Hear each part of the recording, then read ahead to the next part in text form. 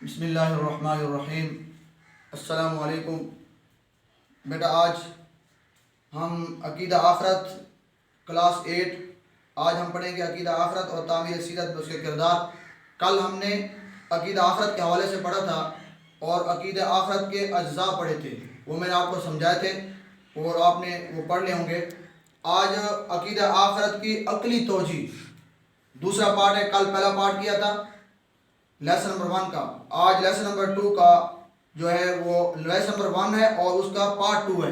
Part 2 آج ہے عقیدہ آخرت کی عقلی توجیہ، کہ عقیدہ آخرت، یہ جو آخرت کا تصور ہے، آخرت کا جو کنسیپٹ ہے، آخرت کا جو خیال ہے، یقین ہے کہ ہم نے مرنا ہے اور مرنے کے بعد پھر ہمارا حساب و کتاب ہونا ہے، یہ عقیدہ آخرت کی عقلی توجیہ کیا ہے؟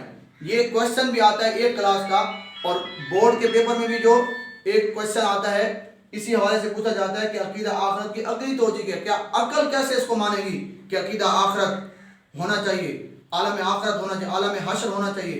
تو اس کے حوالے سے میں بتاتا چلوں کہ عقیدہ آخرت جو ہے یہ عقل بھی اس چیز کو تسلیم کرنے پر مجبور ہوگی۔ کیوں کہ ہم دیکھتے ہیں کہ دنیا کے اندر بہت سے ایسے نظام ہے، اعمال ہیں کہ انسان جب کرتا ہے، بعض بندہ نیکی کرتا ہے اور اس کا فوراً اجر اس کو صلہ نہیں ملتا، ایک بندہ برائی کرتا ہے اور فوراً اس کو نقصان نہیں ہوتا، فوراً اس کو سزا نہیں ملتی۔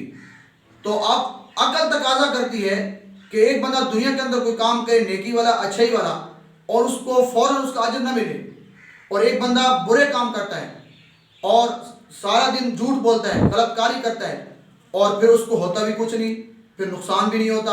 اسی طرح دنیا کے اندر ایک بندہ سچا ہوتا ہے، ایک بندہ جھوٹا ہوتا ہے۔ اب جو سچا بندہ ہوتا ہے اس کو سچائی کا اجر نہیں مل رہا، اس کو اپنی سچائی پر اس کو حق نہیں مل رہا۔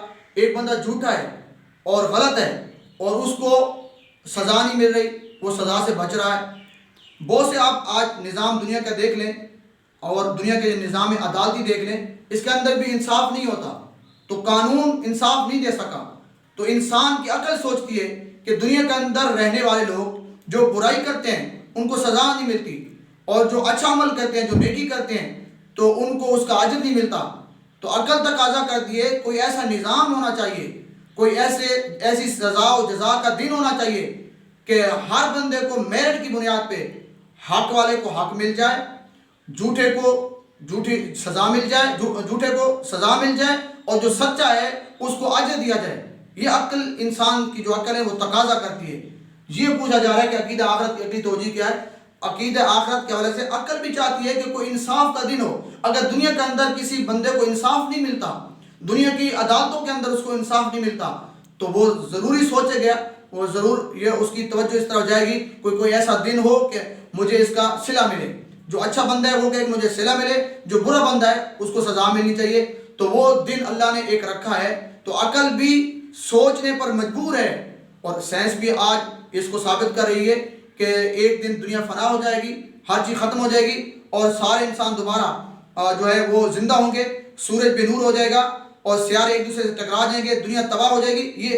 یہ آج سائنس بھی مانتی ہے اس بات کو، اور سائنس ہی یہ بھی ثبوت ہے کہ آواز کی لہریں جو ہیں وہ گرد و پیش کی چیزوں پر اپنا نقش چھوڑ جاتی ہیں۔ تو یہ سائنس بھی اس بات کو تسلیم کر رہی ہے، اور عقل بھی اس بات کو ماننے پر مجبور ہے کہ کوئی نہ کوئی انصاف کا دن ہو جہاں ہر بندے کو انصاف ملے، اور وہ انصاف کا دن یوم قیامت کا دن ہے، یوم آخرت کا دن ہے۔ تو اس حوالے سے آپ نے پڑھنا ہے، ریڈ کرنا ہے بک کو، اس کے اوپر بھی لکھا ہوا ہے کہ انسان کی جو عقل ہے یہ تقاضا کرتی ہے کہ انصاف کا دن ہو، اور وہ یوم محشر کا دن ہے، یوم حشر کا دن ہے، یوم آخرت کا دن ہے، قیامت کا دن ہے، جو اللہ تعالیٰ نے ایک دن مقرر کر رکھا ہے۔ السلام علیکم۔